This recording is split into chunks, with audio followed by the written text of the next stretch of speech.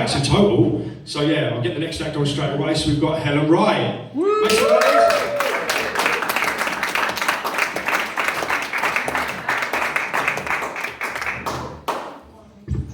The most terrifying bit of doing stand-up comedy is the microphone and the wire.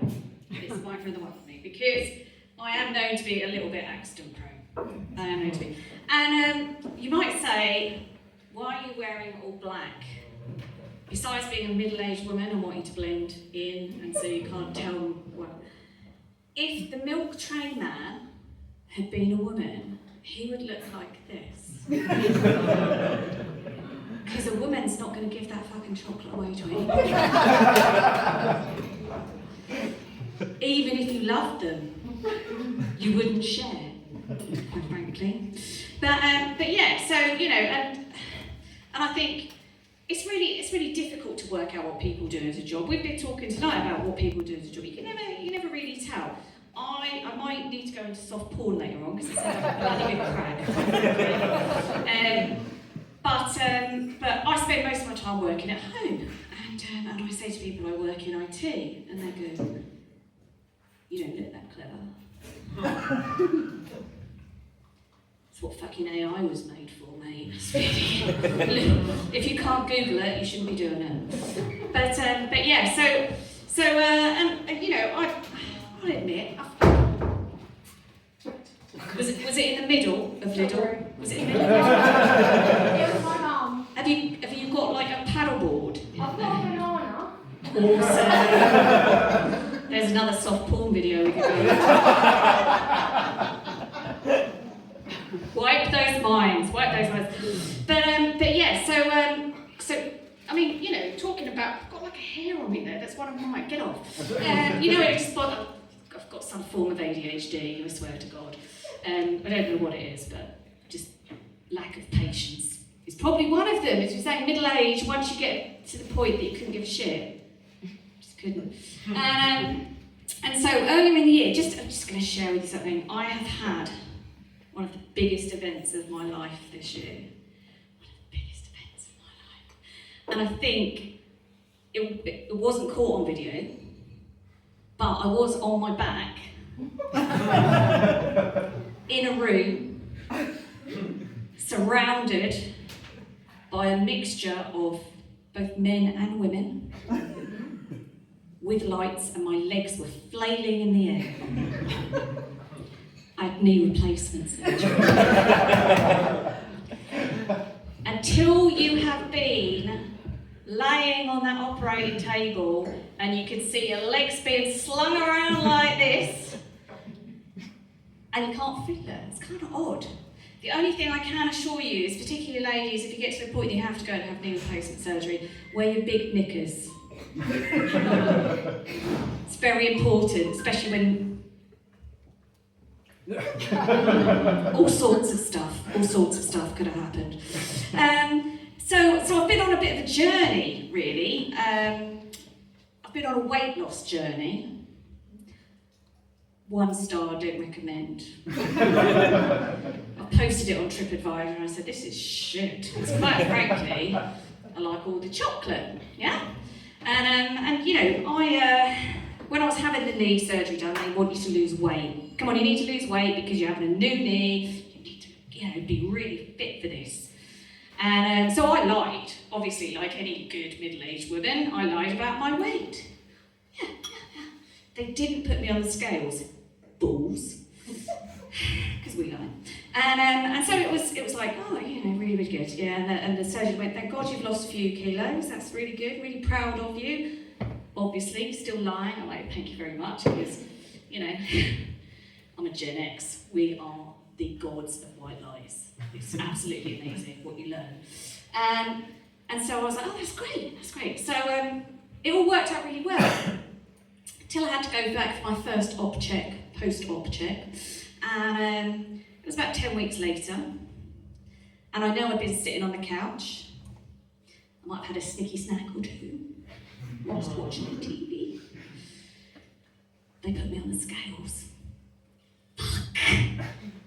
Well, how have you put on 10 pounds? And you know when you panic say the first thing that comes into your head, regardless of logic. I'm pregnant!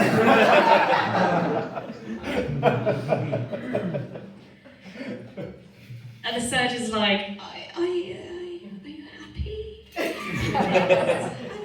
Congratulations.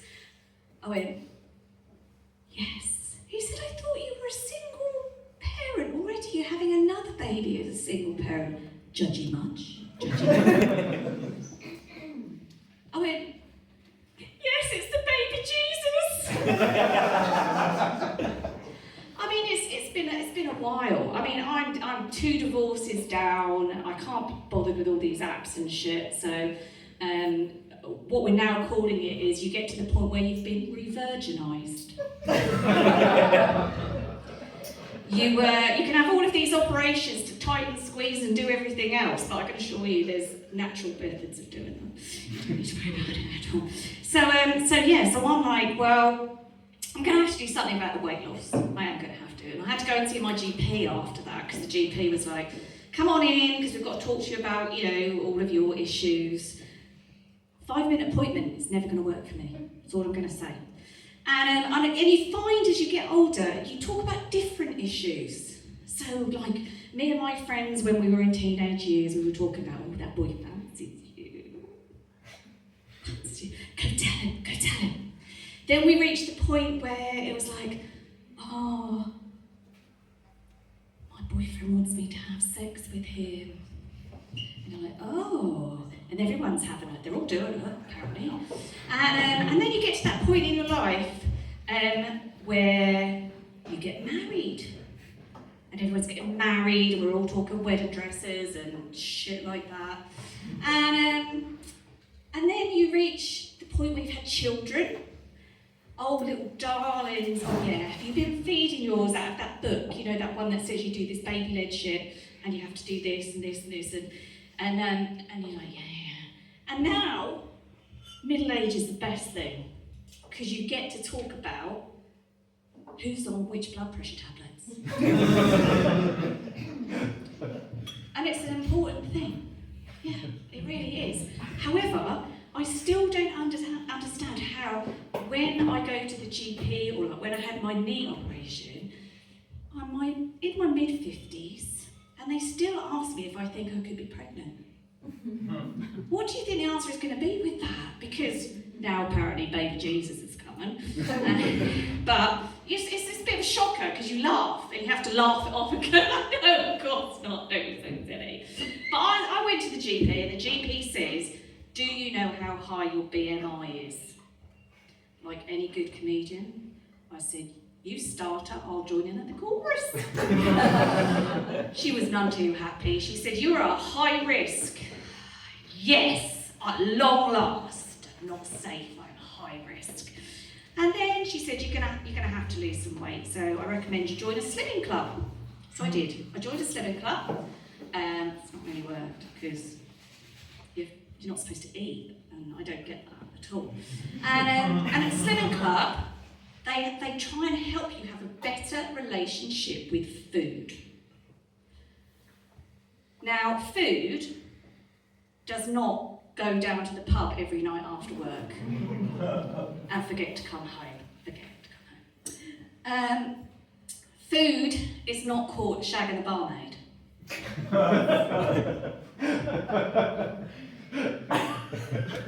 Food is something you can put in your mouth and not worry about other people's reactions if you do it in public. So I'm like, at some point I'll get to grip with this shit, but not for now. I have had an idea, right? And I don't know how I sell this. I'm going to sell it to McDonald's, I think, this idea. So fast food is not really fast. If everyone's been in the drive-through, right, they are slow as fuck. Seriously. And then they go park up, and 10 minutes later, one time I embarrassed my kids in the car because they made us park up. And I had an argument with the guy in the window, and I said, because he said the fries aren't ready, I said I had a job at McDonald's, fries take 2 fucking minutes, you liar. I don't know, he said, I'm just on the window. Okay. So I think the best thing you can do is let's make a burger that can help you get slim. This is real fast food. Okay? So you're going to put some extra gluten in the bun. Extra gluten. You're going to put some laxative in the burger. And then we are going to call it a 30-minute meal deal. You've got 30 minutes. Unless you're gluten intolerant, in which case you better eat it while sitting on the pan. And there is going to be no amount of big knickers that are going to save you. I'm telling you now. So my name has been Helen Wright. Thank you very much.